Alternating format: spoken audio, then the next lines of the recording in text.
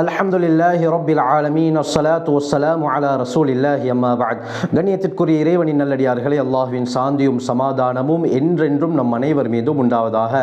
தொடர்ந்து இந்த சேனலில் பல பாடங்களை நாங்கள் பார்த்து கொண்டு வருகிறோம். அந்த அடிப்படையில் 6வது பாடம் தான் ஹதரத் ஸல்லல்லாஹு அலைஹி வஸல்லம் அவர்களுடைய முழு வாழ்க்கை வரலாறையும் தெளிவாக பொதிந்திருக்கக்கூடிய அர்-ரஹீகுல் மக்தூம் என்ற பாடத்தொடர்.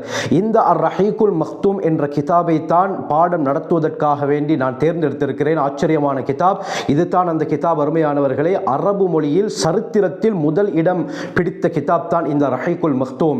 இந்த ரஹீகுல் மக்தூம்ல ஹஜ்ரத் ஸல்லல்லாஹு அலைஹி வஸல்லம் அவர்களுடைய வாழ்க்கை வரலாறு ஆரம்பத்திலிருந்து கடைசி வரை தெளிவான ஆதாரங்களுடன் இருக்கிறது. இந்த கிதாபை நாங்களும் படிப்பதற்கு முயற்சி செய்ய வேண்டும். தற்பொழுது இந்த கிதாப் தமிழ் மொழியிலும் அச்சடிக்கப்பட்டிருக்கிறது. புக் சென்டர்களில் போய் கேட்டால் உங்களால் அந்த கிதாபுகளை எடுத்துக்கொள்ள முடியும். தமிழ்நாட்டை சேர்ந்த ஒரு சகோதரர் தான் இதை மொழிபெயர்த்து இருக்கிறார். ஆகவே அது தற்பொழுது ஸ்ரீலங்காவுடைய முக்கியமான புக் ஷாப்புகளில் கிடைக்கிறது. ஆகவே விருப்பமானவர்கள் இந்த கிதாபை வாங்கி பிரயோஜனம் பெற்றுக்கொள்ளுங்கள். ஆச்சரியமான கிதாப் அருமையானவர்களே. இந்த கிதாபை படித்து கொடுப்பதற்கு நான் தேர்ந்தெடுத்த காரணம் என்னவென்று சொன்னால், உலகளாவிய ரீதியில் மிகப்பெரிய ஒரு போட்டி நடைபெற்றது. அந்த போட்டியிலே முழு உலகத்திலே இருந்த ஆய்வாளர்கள் தங்களுடைய ஆய்வுகளை சமர்ப்பித்து கடைசியாக அந்த போட்டியிலே முதல் இடத்தை பெற்ற கிதாப் தான் இந்த அர்-ரஹீகுல் மக்தூம் என்பது. அது எப்படி என்று சொன்னால், இந்த கிதாபுடைய பதிப்புரையில் அந்த நிகழ்வு முழுமையாக சொல்லப்பட்டிருக்கிறது. ஹிஜ்ரி 1396வது ஆண்டு ரபியுல் அவ்வல் மாதம், அதாவது 1976 மார்ச் மாதம், பாகிஸ்தானில் முஹம்மது ஸல்லல்லாஹு அலைஹி வஸல்லம் அவர்களுடைய வாழ்க்கை வரலாறு குறித்து உலகளாவிய மாநாடு ஒன்று நடைபெற்றது. அந்த மாநாட்டில் ராபித்தத்துல் ஆலம் அல் இஸ்லாமி, முஸ்லிம் வேர்ல்ட் லீக் என்று சொல்வார்கள், இதனுடைய தலைமையகம் மக்காவில் இருக்குது. இந்த ராபித்தத்துல் ஆலம் அல் இஸ்லாமி என்ற நிறுவனம் ஒரு அழகான ஒரு அறிவிப்பை அந்த காலத்தில் சொல்லியிருந்தார்கள். ஒரு ஏலான் ஒன்று செய்திருந்தார்கள். அந்த ஏலான் என்னன்னு சொன்னால், ஹஜ்ரத் ஸல்லல்லாஹு அலைஹி வஸல்லம் அவர்களுடைய அந்த அற்புதமான பரிசுத்தமான வாழ்க்கை வரலாறை நன்றாக ஆய்வு செய்து முழு உலகத்திலே இருக்கக்கூடிய அறிஞர்கள் தங்களுடைய ஆய்வை கட்டுரையை ராபித்தாவிடம் சமர்ப்பிக்க வேண்டும். இதிலே நாங்கள் முழுமையாக ஆய்வு செய்ததற்கு பிறகு முதலிடத்தை பிடிக்கக்கூடிய அந்த ஆய்வுக்கு சவுதியுடைய ரியால் அன்பளிப்பாக கொடுக்கப்படும் என்ற ஒரு அறிவிப்பையும் விட்டார்கள். ஆனால் சில நிபந்தனைகளையும் அவர்கள் விட்டார்கள். இந்த நிபந்தனைக்குட்பட்டதாக உங்களுடைய ஆய்வு இருக்க வேண்டும், அப்படி இருந்தால்தான் அந்த ஆய்வை நாங்கள் ஏற்றுக்கொள்வோம் என்று கூறியிருந்தார்கள். அந்த அடிப்படையில் அந்த நிபந்தனைகள் என்னவென்று பார்த்தால், முதலாவது அந்த ஆய்வு முழுமையாக இருக்க வேண்டும். வரலாற்று நிகழ்வுகள் சம்பவங்கள் ஓர்டராக குறிப்பிடப்பட்டிருக்க வேண்டும். இரண்டாவது நிபந்தனை, மிக அழகான முறையில் தொகுக்கப்பட்டிருக்க வேண்டும். இதற்கு முன்னால இந்த தொகுப்பு எங்கேயுமே பப்ளிஷ் ஆகியிருக்க கூடாது. இந்த ஆய்வை எழுதும் பொழுது ஒவ்வொரு விடயத்திற்கும் ஆதாரத்தை சரியாக சொல்லி இருக்க வேண்டும். அது சிறிய கிதாபாக இருந்தாலும் சரி அல்லது பெரிய கிதாபாக இருந்தாலும் சரி, எதிலிருந்து நீங்கள் இந்த ஆய்வை எடுத்து எழுதினீர்களோ அந்த கிதாபுடைய பேர் இங்கே குறிப்பிடப்பட்டிருக்க வேண்டும். அடுத்த ஒரு நிபந்தனை, யாரு இந்த ஆய்வை செய்கிறாரோ அந்த ஆய்வை செய்யக்கூடியவருடைய வாழ்க்கை குறிப்பு, இதே போல அவருடைய கல்வி திறமை என்ன, இதே போல வேறு ஏதாவது புத்தகங்களை இவர் வெளியிட்டிருக்கிறார்களா என்ற விடயமும் அவருடைய ஆய்வுடன் சேர்த்து கொடுக்கப்பட வேண்டும் என்ற நிபந்தனையும் விட்டிருந்தார்கள். அடுத்த நிபந்தனை, ஹேண்ட் ரைட்டிங் அழகான முறையில் இருக்க வேண்டும். பிரிண்ட் பண்ணி அனுப்புவது மிகச்சிறந்தது என்பதாக அவர்களுடைய நிபந்தனையிலே சொல்லப்பட்டிருந்தது. இதே போல 6வது நிபந்தனை, அரபு மொழி அல்லது அரபு அல்லாத மொழிகளில் ஆய்வு இருத்தல் வேண்டும். எந்த மொழியிலும் பிரச்சனை கிடையாது. 7வது, கட்டுரைகளை சமர்ப்பிக்க வேண்டிய திகதி ஹிஜ்ரி 1396 ரபியுல் அவ்வல் முதல் ஹிஜ்ரி 1397 முஹர்ரம் வரை, அதாவது 1976 மார்ச்சிலிருந்து 1977 ஜனவரி வரை தான் இந்த ஆய்வுகள் எழுதப்பட்டு சமர்ப்பிக்கப்பட வேண்டும் என்ற ஒரு திகதியையும் இவர்கள் அறிவித்திருந்தார்கள். அடுத்து 8வது நிபந்தனை, மக்காவில் இருக்கக்கூடிய ராபித்தத்துல் ஆலம் அல் இஸ்லாமி என்ற அந்த அமைப்புடைய தலைமை செயலகத்திற்கு மூடப்பட்ட என்வலப் மூலமாக ரெஜிஸ்டர் போஸ்டில் உங்களுடைய ஆய்வுகள் அனுப்பப்பட வேண்டும் என்ற ஒரு நிபந்தனையும் சொல்லியிருந்தார்கள். 9வது கடைசி நிபந்தனை என்னன்னா, இந்த தாரீஹுடைய துறையில, இந்த சரித்திர துறையில நிபுணத்துவம் தேர்ச்சி பெற்ற அறிஞர்களுடைய குழு ஒன்று கோர்வைகளை ஆய்வு செய்வதற்காக வேண்டி தெரிவு செய்யப்படும் என்றும் ஒரு நிபந்தனை விடுத்திருந்தார்கள். யாரெல்லாம் இந்த ஆய்வுகளை கட்டுரைகளை எழுதி அனுப்புகிறாங்களோ அந்த கட்டுரைகள் சரியா தவறா என்று அலசி ஆராய்வதற்காக வேண்டி இந்த தாரீகுடைய துறையில், வரலாற்று துறையில் தேர்ச்சி பெற்ற ஒரு அறிஞர்கள் குழு ஒன்றையும் இவர்கள் நியமித்திருந்தார்கள். இப்படியாப்பட்ட 9 நிபந்தனைகள் உள்ளடங்கிய ஒரு ஏலான், ஒரு அறிவிப்பை இவர்கள் விட்டதற்கு பிறகு முழு உலகத்திலே இருந்த இந்த வரலாற்றிலே தேர்ச்சி பெற்ற அறிஞர்கள் தங்களுடைய கட்டுரைகளை, ஆய்வுகளை எழுத ஆரம்பித்தார்கள். கடைசியில் பல மொழிகளில் மொத்தமாக 1182 ஆய்வுகள் மக்காவுக்கு அனுப்பப்பட்டன. அதில் 183 ஆய்வுகள் மட்டும் தான் நிபந்தனைக்குட்பட்டு இருந்ததுனால மற்ற எல்லாமே ரிஜெக்ட் பண்ணப்பட்டு, இந்த 183 ஆய்வுகள் மட்டும் தான் நிபந்தனைக்குட்பட்டு இருந்தது.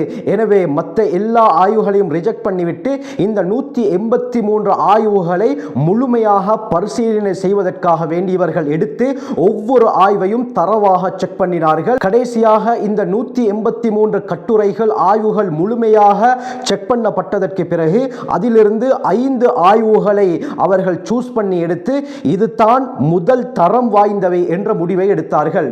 அந்த அடிப்படையில் இதில் 5வது இடத்தை பிடித்த கிதாப் எதுன்னு பார்த்தால் கலாநிதி அப்துல் சலாம் ஹாஷிம், சவுதியை சேர்ந்த ஒரு ஆலிம். இவர் அரபு மொழியில் இந்த ஆய்வை எழுதியிருந்தார். இவருக்கு பரிசு தொகையாக 10,000 ரியால்கள் வழங்கப்பட்டன. இதே போல 4வது இடத்தை பெற்ற ஆய்வு யார் என்று பார்த்தால் ஹாமித் மஹ்மூத் என்று சொல்லப்படக்கூடிய ஈஜிப்டை சேர்ந்த அறிஞருடையது. இவரும் அரபி மொழியில் தான் தன்னுடைய ஆய்வை எழுதியிருந்தார். இவருக்கு 4வது இடம் கிடைத்தது. இவருக்கு பரிசு தொகையாக 20,000 ரியால்கள் அன்பளிப்பாக கொடுக்கப்பட்டன. 3வது இடம் கலாநிதி நாசிர் அஹ்மத் நாசிர், பாகிஸ்தானை சேர்ந்த ஆலிம். இவர் தன்னுடைய அந்த ஆய்வை உருது மொழியில் தான் எழுதியிருந்தார். உருது மொழியில் எழுதியிருந்தாலும் அது 3வது இடத்தை அடைந்தது. இவருக்கு பரிசு தொகையாக 30,000 ரியால்கள் கொடுத்தார்கள். 2வது இடம் மாஜித் அலி கான், புதுடில்லி, இந்தியாவுடைய நியூ டில்லியை சேர்ந்த ஒரு ஆலிம். இவர்கள் ஆங்கிலத்தில், இங்கிலீஷில் தன்னுடைய ஆய்வை எழுதியிருந்தார். இவருக்காக வேண்டி 40,000 ரியால்கள் அன்பளிப்பாக பரிசாக வழங்கப்பட்டன. இதே போல இந்த மாநாட்டில், இந்த போட்டியில் 1வது இடம் யாருக்கு கிடைத்தது என்றால், இந்த மாநாட்டில், இந்த போட்டியில் முதல் பரிசை பெற்றவர் யார் என்று பார்த்தால் நம்முடைய அயல் நாடான இந்தியாவுடைய உத்தரப்பிரதேசத்தில் முபாரக்பூர் என்ற ஊரை சேர்ந்த சஃபியுர் ரஹ்மான் முபாரக்பூரி ரஹ்மத்துல்லாஹி அலைஹி, இவர்களுக்கு தான் முதல் பரிசு கிடைத்தது. இவர்களுக்கு சவுதி ரியால் 50,000 அன்பளிப்பாக வழங்கப்பட்டது.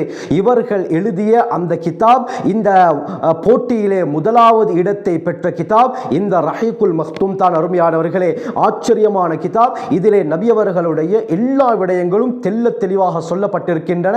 எல்லா விடயத்திற்கும் தெளிவான ஆதாரங்களும் குறிப்பிடப்பட்டிருக்கின்றன. எனவே இந்த கிதாப் தான் உலகளாவிய ரீதியில் நடந்த போட்டியில் முதல் இடம் பெற்ற கிதாப். பல அறிஞர்கள் இதை பரிசீலனை செய்தும் இதிலே எந்த ஒரு தவறையும் அவர்களால் கண்டுபிடிக்க முடியவில்லை. அந்த அளவுக்கு ஆச்சரியமாக எழுதப்பட்ட கிதாப் தான் இந்த ரஹீக் அல் மக்தூம் என்ற கிதாப். எனவே இந்த கிதாபை தான் இன்ஷா அல்லாஹ் உங்களுக்கு நான் படித்துக் கொடுக்க இருக்கிறேன். இதிலே முக்கியமான எல்லா விடயங்களும் தெளிவாக விரிவாக சொல்லப்பட்டிருக்கிறது. இதற்கு பிறகு ஹிஜ்ரி 1398 ஷாபான் மாதம், அதாவது 1978 ஜூலையில் பாகிஸ்தானுடைய கராச்சியில் நடைபெற்ற ஆசிய இஸ்லாமிய மாநாட்டில் வெற்றி பெற்றவர்களுடைய பேரை ராபித்தத்துல் ஆலமி இஸ்லாமி அறிவித்தது. அது மட்டுமல்லாமல் அந்த காலத்தில் பல நியூஸ் பேப்பர்களில் இந்த விடயம் பிரசுரிக்கப்பட்டது. இந்த பரிசுகளை வழங்குவதற்காக வேண்டி சவுதியுடைய இளவரசர் சவுத் பின் அப்துல் முஹ்சின் அவர்களுடைய தலைமையில் மிகப்பெரிய விழா மக்காவில் ஏற்பாடு செய்யப்பட்டு கடைசியாக வெற்றி பெற்றவர்களுக்கு ஹிஜ்ரி 1399 ரபியுல் அவ்வல் பிறை 12 சனிக்கிழமை காலை பரிசுகளை இளவரசர் வழங்கினார்.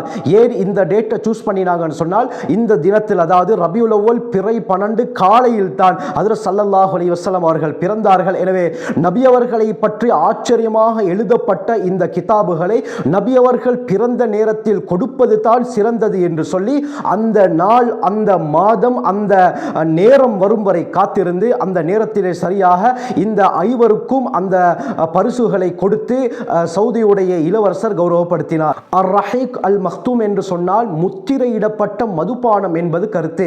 ஹஜ்ரத் ஸல்லல்லாஹு அலைஹி வஸல்லம் அவர்களுடைய இந்த வாழ்க்கை வரலாறுக்கு ஏன் இந்த தலைப்பை இவர் தேர்ந்தெடுத்தார் என்றால், அல்லாஹ் சுப்ஹானஹு வ தஆலா குர்ஆன்ல சூரா முத்தஃபிஃபீன் அத்தியாயம் 83 வசனம் 25 யுஸ்கௌன மிர் ரஹீகிம் மக்தூம், அல்லாஹ்வுடைய நெருக்கத்தை பெற்றவர்கள் இந்த முத்திரையிடப்பட்ட மதுபானத்திலிருந்து நீர் புகட்டப்படுவார்கள் என்று அல்லாஹ் குர்ஆனிலே கூறுகிறார். ஆகவே இது சுவர்க்கத்தில் இருக்கக்கூடிய உயர் ரகமான ஒரு பானம். இதை அல்லாஹ்வுடைய நெருக்கத்தை பெற்ற நல்லடியார்களுக்கு அல்லாஹ் கொடுப்பான் என்று கூறுகிறார். இதே போலத்தான் இந்த பானம் எந்த அளவுக்கு இனிமையாக இருக்குமோ இதே போலத்தான் இந்த கிதாபிலே இருந்த விடயமும் மிகவும் இனிமையாக இருக்கும் என்ற பெயரில் தான் ரஹீகுல் மக்தூம் என்ற பெயரை வைத்ததாக சஃபியுர் ரஹ்மான் முபாரக் ஃபூரி ரஹ்மத்துல்லாஹி அலைஹி அவர்கள் தெளிவாக குறிப்பிடுகிறார்கள். ஆகவே இந்த கிதாபை நாங்கள் முழுமையாக படித்து ஹஜ்ரத் ஸல்லல்லாஹு அலைஹி வஸல்லம் அவர்களுடைய வாழ்க்கை வரலாறை நன்றாக அறிந்து அல்லாஹ்வுடைய நெருக்கத்தை பெறக்கூடிய கூட்டத்தில் அல்லாஹ் நம் அனைவரையும் சேர்த்தருள்வானாக. ஜஸாக்குமுல்லாஹு கைர். வ ஆகிரு தஅவானா அல்ஹம்துலில்லாஹி ரப்பில் ஆலமீன்.